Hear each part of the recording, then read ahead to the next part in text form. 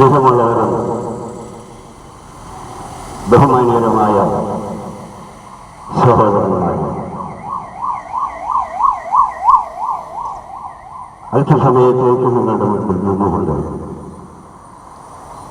വിശുദ്ധ ബൈബിളിലെ വാക്യങ്ങൾ മാത്രം സംസാരിക്കുവാൻ ആഗ്രഹിക്കുന്നു. യേശുക്രിസ്തുവിന്റെ നാമത്തിൽ നിങ്ങൾക്ക് എല്ലാവർക്കും ദൈവത്തിന്റെ കൃപ ലഭിക്കട്ടെ എന്ന പ്രാർത്ഥന അത്ഭുതം. കർത്താവായ യേശുക്രിസ്തു തന്റെ മനുഷ്യ ശുശ്രൂഷയുടെ കാലയളവിലൊക്കെ ഈ ലോകത്തോട് വിളിച്ചു പറഞ്ഞത് കാലം തികഞ്ഞു ദൈവരാജ്യം സമീപിച്ചിരിക്കുകയാണ്, മാനസാന്തരപ്പെട്ട സുവിശേഷത്തിൽ വിശ്വസിക്കുന്നവർ. സുവിശേഷം എന്നത് യേശുക്രിസ്തു തന്നെയാണ്. യേശുക്രിസ്തു സമാധാനവും സന്തോഷവും സ്നേഹവും അതാണ് മനുഷ്യനിടയിൽ കുറഞ്ഞു പോകുന്നത്. മനുഷ്യ ഹൃദയങ്ങളിൽ നിന്ന് പകയും വിദ്വേഷവും അതുപോലെ തന്നെ ഒരു സമാധാനമില്ലാത്ത അന്തരീക്ഷത്തിൽ കൂടിയാണ് ജനം കടന്നുകൊണ്ടിരിക്കുന്നത്. അതിനെല്ലാം കാരണം മനുഷ്യൻ ദൈവത്തിൽ നിന്നാണ് വളരെയേറെ അകന്നു പോയിരിക്കുന്നു എന്നുള്ളതിന്റെ തെളിവ്. ഇപ്പോൾ പ്രിയമുള്ളവരെ, കർത്താവായ യേശുക്രിസ്തു ഭൂമിയിലേക്ക് വന്നത് തന്നെ സകല മനുഷ്യരുടെയും ആത്മാവിനെ രക്ഷിച്ചു. യേശുവിന്റെ കാൽവരിയിലെ ക്രൂശമരണം അതൊരു ഉദാഹരണം. മരിച്ചവരുടെ ഇടയിൽ നിന്ന് 3-ാം നാൾ ഉയർത്തെഴുന്നേറ്റ് സ്വർഗത്തിലേക്ക് പോയ യേശു ജീവിക്കുന്നു. നമ്മുടെ ജീവിതം എത്ര സമയമാണ്, എത്ര കാലത്തേക്കാണെന്ന് ഒരു മനുഷ്യനും അറിഞ്ഞുകൂടാ. എന്നാൽ ബൈബിളിൽ ഇത്ര നേരം പറയുന്നുണ്ട്, 2 കള്ളന്മാരുടെ മധ്യത്തിൽ യേശുവിനെ ക്രൂശിച്ചു. ജീവിതത്തിൽ ഒരു നന്മ പോലും ചെയ്യാത്ത ആ കള്ളൻ യേശുവിനോട് പറഞ്ഞു, രാജ്യത്വം പ്രാപിച്ച് മടങ്ങി വരുമ്പോൾ എന്നെ കൂടി ഓർത്ത് കൊള്ളണമെന്ന്. വാസ്തവമായും ആ മനുഷ്യന്റെ ജീവിതത്തിൽ അങ്ങനെ ഒരു അവസരം ഉണ്ടായിരുന്നില്ല എങ്കിൽ ആ മനുഷ്യന്റെ ആത്മാവിന് ഒരിക്കലും നീതി ലഭിക്കുകയില്ല എന്ന് നമുക്കവിടെ മനസ്സിലാക്കുവാൻ കഴിയും. എന്നാൽ യേശു ആ മനുഷ്യനോട് പറഞ്ഞത്, നീ ഇന്ന് തന്നെ എന്നോട് കൂടെ സന്തോഷിക്കും, അല്ലെങ്കിൽ ദൈവത്തോട് കൂടെ ആയിരിക്കും എന്നായി.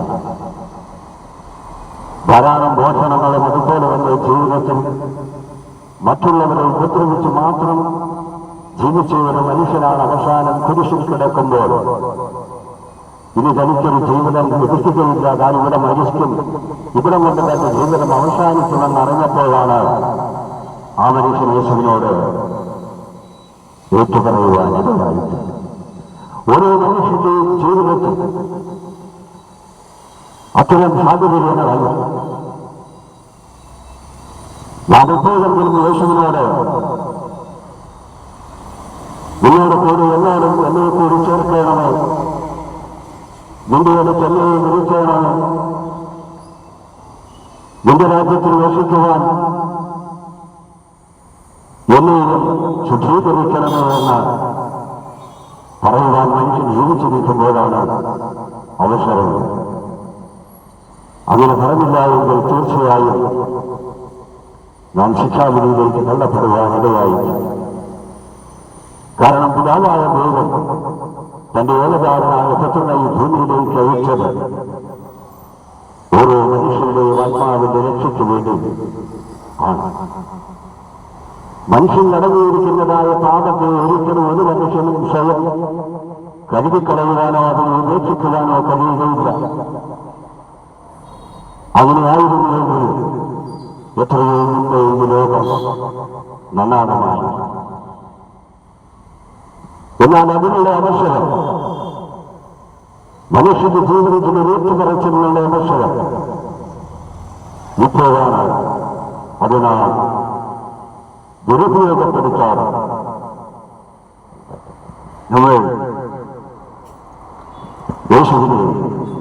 സ്വീകരിക്കുക. ഇപ്പോഴാണ് നമ്മുടെ ജീവിതത്തിൽ നമുക്ക് ഏറ്റവും വലിയ അനുഗ്രഹം ലഭിക്കുന്നത് മനസ്സിലാക്കുവാൻ കഴിയും. പരിശുദ്ധാത്മാവിന്റെ ദൈവിക ലക്ഷണങ്ങൾ വെളിപ്പെടുത്തിയിട്ടുണ്ട്. ദൈവിക ഗുണങ്ങളായ നിത്യത്വം, സർവവ്യാപകത്വം, സർവശക്തി, സർവജ്ഞാനം, സർവോപരി പരിശുദ്ധാത്മാവിലുണ്ട്. ഇതൊക്കെ ദൈവത്തിൽ നിന്ന് മാത്രമേ നമുക്ക് ലഭിക്കുകയുള്ളൂ. അതൊക്കെ ദൈവത്തിൽ നിന്ന് നമുക്ക് ലഭിക്കുമ്പോൾ നമ്മൾ പുതിയ മനുഷ്യനായി മാറി പുതിയ സൃഷ്ടിയായി. ഒരുവൻ ക്രിസ്തുവിലായാൽ അവൻ പുതിയ സൃഷ്ടി ആയിരിക്കുന്നു എന്ന് ബൈബിൾ പഠിപ്പിക്കുന്നു. കാരണം യേശുവിനെ അറിയുന്നവന് മുമ്പ്, യേശുവിനെ രക്ഷകനും കർത്താവുമായി സ്വീകരിക്കുന്നതിന് മുമ്പ് നമ്മുടെ ജീവിതം എപ്രകാരമായിരുന്നു? സമാധാനമില്ലാത്തവരായിരുന്നു, സ്നേഹമില്ലാത്തവരായിരുന്നു, കഷ്ടതയും വളരെയേറെ ദുരിതങ്ങളും അനുഭവിച്ച് ജീവിതം നയിക്കുന്നവരാണ് ആയിരുന്നു. എന്നാൽ യേശു നമ്മുടെ ഹൃദയത്തിൽ വസിക്കുന്നുവെങ്കിൽ പ്രിയമുള്ളവരെ, ഒരിക്കലും നമ്മുടെ ജീവിതത്തിൽ സമാധാനം നഷ്ടപ്പെട്ടു പോകുന്നില്ല. നമുക്ക് ധാരാളം നല്ല വിദ്യാഭ്യാസമുണ്ട്, നല്ല ബുദ്ധിയുണ്ട്, നല്ല അറിവുണ്ട്, സാമ്പത്തികമുണ്ട്, എല്ലാം ഉണ്ട്. എന്നാൽ നമുക്ക് സമാധാനമില്ലെങ്കിൽ എന്തു ചെയ്യും? എത്ര വില കൂടിയ ഒരു മെത്തയാണെങ്കിലും നമുക്ക് കിടന്നാൽ ഉറക്കം വരുന്നില്ല എങ്കിൽ എന്താണ് പ്രയോജനം? ഒരിക്കലും നമ്മുടെ ജീവിതത്തിൽ നമുക്ക് ലഭിക്കാനുള്ള ഏറ്റവും വലിയ അനുഗ്രഹം അത് ദൈവത്തിന്റെ കൃപയാണ്, ദൈവത്തിന്റെ സ്നേഹം. അത് നാം ലഭിക്കുന്നത് തീർച്ചയായും നമ്മുടെ ഈ ലോക ജീവിതത്തിൽ നാം അതിനു വേണ്ടി കാൽവരിയിൽ ക്രൂശിക്കപ്പെട്ട് നമ്മുടെ ആത്മാവിന്റെ രക്ഷയ്ക്ക് വേണ്ടി സ്വന്തം ജീവനെ ദാനമായി നൽകിയ യേശുവിനെ രക്ഷകനും കർത്താവുമായി സ്വീകരിക്കണം എന്നാണ് തിരുവചനങ്ങളുടെ ബുദ്ധിപ്പെടുത്തുന്നത്. ബൈബിൾ എബ്രായർക്ക് എഴുതിയ ലേഖനം 9-ാം അധ്യായം അതിന്റെ 16-ാമത്തെ വാക്യം പറയുകയാണ്: നിത്യാത്മാവിനാൽ ദൈവത്തിന് തന്നെത്താൻ നിഷ്കളങ്കനായി അർപ്പിച്ച ക്രിസ്തുവിന്റെ രക്തം ജീവനുള്ള ദൈവത്തെ ആരാധിക്കാൻ നിങ്ങളുടെ മനസ്സാക്ഷിയെ നിർജീവ പ്രവൃത്തികളെ പോക്കി എത്രയധികം ശുദ്ധീകരിക്കും എന്ന്. നിർജീവമായ പ്രവൃത്തികൾ മനുഷ്യൻ ചെയ്യുന്നതിൽ കൂടി മനുഷ്യന് യാതൊരു അനുഗ്രഹമോ സ്നേഹമോ അതുപോലെ തന്നെ മറ്റുള്ളവരുടെ അനുകമ്പയോ ഇതൊന്നുമുണ്ടാകുകയില്ല. അതൊക്കെ ലഭിക്കുമെന്ന് നമുക്ക് വെറുതെ തോന്നുന്നതായിരുന്നു. എന്നാൽ നിർജീവ പ്രവൃത്തികളെ നോക്കിക്കൊണ്ട് നാം ഇതൊന്നും ചെയ്യരുത് എന്ന് കാൽവരിയിൽ നമുക്ക് മനസ്സിലാക്കുവാൻ കഴിയും. രണ്ട് കള്ളന്മാരുടെ മധ്യത്തിൽ മൂന്നാണികൾ തൂങ്ങപ്പെട്ട് മരിച്ച് അടക്കപ്പെട്ട് ഉയർത്തെഴുന്നേറ്റ് സ്വർഗത്തിലേക്ക് കരയേറിപ്പോയ യേശു ജീവിക്കുന്നു എന്നുള്ളത് യഥാർത്ഥം തന്നെയാണ്. അതാണ് ഇവിടെ പറയുന്നത്. നിത്യാത്മാവിനാൽ ദൈവത്തിന് തന്നെത്താൻ നിഷ്കളങ്കനായി അർപ്പിച്ച ക്രിസ്തുവിന്റെ രക്തം ജീവനുള്ള ദൈവത്തെ ആരാധിക്കാൻ നിങ്ങളുടെ മനസ്സാക്ഷിയെ നിർജീവ പ്രവൃത്തികളെ പോലെ പോക്കി എത്രയധികം ശുദ്ധീകരിക്കും. നിർജീവ പ്രവൃത്തികൾ അതിനെ ആശ്രയിക്കുമ്പോൾ നാം പാപത്തിലേക്ക് പിന്നെയും പോയിക്കൊണ്ടിരിക്കുക. നാം നാശത്തിലേക്ക് തലമുതിക്കൊണ്ടിരിക്കുന്നവരാണ്. ദൈവ അനുഗ്രഹങ്ങളെ ആസ്വദിക്കുവാൻ കഴിയാതെ അതിലേക്ക് ബഹിഷ്കരിക്കുന്നവരായിരിക്കും. അങ്ങനെയല്ല ദൈവം ആഗ്രഹിക്കുന്നത്. ഞാൻ ജീവനോടെ ഇരിക്കുന്നു എന്ന് നിങ്ങൾ അറിയണം. സങ്കീർത്തനം 131 നിന്റെ ആത്മാവിനെ ഒളിച്ചു ഞാൻ എവിടേക്ക് പോകും? ശരിസമ്മതി വിട്ട് ഞാൻ എവിടേക്ക് ഓടും? ഞാൻ സ്വർഗത്തിൽ കയറിയാൽ നീ അവിടെയുണ്ട്. പാതാളത്തിൽ എന്റെ കിടക്ക വിരിച്ചാൽ നീ എവിടെയുണ്ട്? ഞാൻ യശസ്സിൽ ചിറക് വിരിച്ച് സമുദ്രത്തിന്റെ അറ്റത്ത് ചെന്ന് പാർക്കാൻ അവിടെയും നിന്റെ കൈവന്നെ നടത്തും. എന്റെ വരം കൈ എന്നെ പിടി. ദൈവത്തിൽ ആശ്രയിക്കുന്ന ഓരോ മനുഷ്യന്റെയും വരം കൈക്ക് പിടിച്ചിരിക്കുന്നത് ദൈവം. അങ്ങനെ ദൈവം കൈപിടിച്ച് നടത്തുന്ന ഒരു മനുഷ്യനും ജീവിതത്തിന് ഒരു സ്ഥലത്തും പരാജയപ്പെട്ടു പോവുകയില്ല. നാം ഭയപ്പെടുന്നയിടത്ത്, നാം സംശയിക്കുന്നയിടത്ത്, നമുക്ക് മനസ്സിലാക്കാൻ കഴിയാത്ത ഇടത്ത് ഇവിടെയൊക്കെയും ദൈവം നമ്മളെ കരം പിടിച്ചിരിക്കുന്നുവെങ്കിൽ എന്തിനാണ് നാം ഭയപ്പെടുന്നത്? ആരെയാണ് നാം ഭയപ്പെടുന്നത്? കാരണം നമ്മെ നടത്തുന്നത് ജീവനുള്ള ദൈവം തന്നെ. ലൂക്കോസിന്റെ സുവിശേഷം 1-ാം അധ്യായം അതിന്റെ 85-ാമത്തെ വാക്യം പറയുന്നത് ഇപ്രകാരമാണ്: പരിശുദ്ധാത്മാവ് നിന്റെ മേൽ വരും, അത്യുന്നതന്റെ ശക്തി നിന്റെ മേൽ മുകളിലിടും. ആകയാൽ ഉത്ഭവിക്കുന്ന വിശുദ്ധ പ്രജ ദൈവപുത്രൻ എന്ന് വിളിക്കപ്പെടും എന്ന് തിരുവഴുത്ത് നമ്മെ കാണിച്ചു തരിക. ഉത്ഭവിക്കുന്ന വിശുദ്ധ പ്രജ അത് യേശു കർത്താവ് തന്നെയാണ്. യേശുവാണ് വിശുദ്ധൻ. ആ യേശുവിന്റെ വിശുദ്ധി നമ്മളുടെ പകരം നാം വിശുദ്ധരാകുവാൻ വേണ്ടിയാണ് യേശു മരിച്ചത്.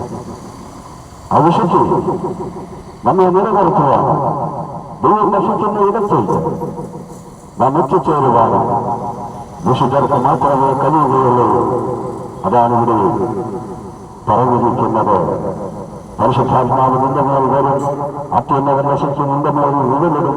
ആകയാൽ നീ ചോദിക്കുന്ന വിശുദ്ധ പ്രജ ദൈവത്തിൽ നിന്ന് വിളിക്കപ്പെടും എന്ന്. 1 കൊരിന്ത്യർ 2-ാം അധ്യായം ഇപ്രകാരം പറയുന്നു: ആത്മാവ് സകലത്തെയും ദൈവത്തിന്റെ ആളുകളെയും ആരായുന്നു.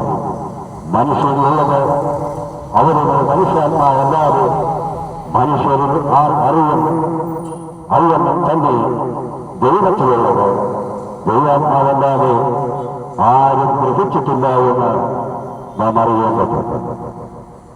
മനുഷ്യന്റെ ആത്മാവ് എന്തൊക്കെ ചിന്തിക്കുന്നു, അതിൽ നിന്ന് എന്തൊക്കെ പുറപ്പെട്ടു വരുന്നു, അതെല്ലാം പ്രവൃത്തികളായി മാറുമ്പോൾ അത് ഏറ്റവും ദോഷമായി തന്നെ തീർന്നിരിക്കുന്നു എന്ന് നമുക്ക് ഈ ലോകത്തേക്ക് നോക്കുമ്പോൾ കാണുവാൻ കഴിയും.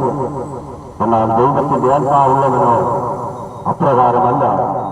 അവൻ നീതിമാനും അവൻ ഈ ലോകത്തെ ജയിച്ചവനും ഈ ലോകത്തെ കീഴടക്കിയവനും ദൈവത്തിന്റെ ശക്തി അവനിൽ വ്യാപരിക്കുന്നത് കൊണ്ട് ഈ ലോകം അന്ന് ലക്ഷ്യമേറ്റുന്നതായ സകല സുഖങ്ങളെയും തള്ളിക്കളയുകയും അവൻ ദൈവത്തിന്റെ സ്നേഹവും ദൈവത്തിന്റെ ഭയവും ദൈവത്തിന്റെ വിശ്വസ്തതയും മറ്റുള്ളവർക്ക് മുൻപിൽ പ്രദർശിപ്പിക്കുകയും ചെയ്യുന്ന ഒരു വ്യക്തിത്വത്തിന് ഉടമയായി തീരുമെന്ന് വിശുദ്ധ ബൈബിൾ ഓർമ്മപ്പെടുത്തുക. ആയതിനാൽ പ്രിയമുള്ളവർ, വാഹനങ്ങളുടെ തിരക്കുകാർ അല്പമാത്രമേ നിങ്ങൾക്ക് കേൾക്കുവാൻ കഴിയുന്നുള്ളൂ എന്ന് എനിക്കറിയാം. എന്നാൽ കേട്ട വചനത്തിൽ ദൈവം നിങ്ങളെ അനുഗ്രഹിക്കട്ടെ, ദൈവം നിങ്ങളെ ആശ്വസിപ്പിക്കട്ടെ. കർത്താവായ യേശുക്രിസ്തുവിന്റെ സ്നേഹവും സമാധാനവും സന്തോഷവും നിങ്ങളുടെ ഓരോരുത്തരുടെയും ഹൃദയങ്ങളിൽ വലിയ അനുഗ്രഹമായി തീരട്ടെ എന്ന പ്രാർത്ഥനയോട് ഞാൻ എന്റെ വാക്കുകൾ അവസാനിപ്പിക്കുന്നു. കർത്താവ് നിങ്ങളെ ധാരാളമായി അനുഗ്രഹിക്കും.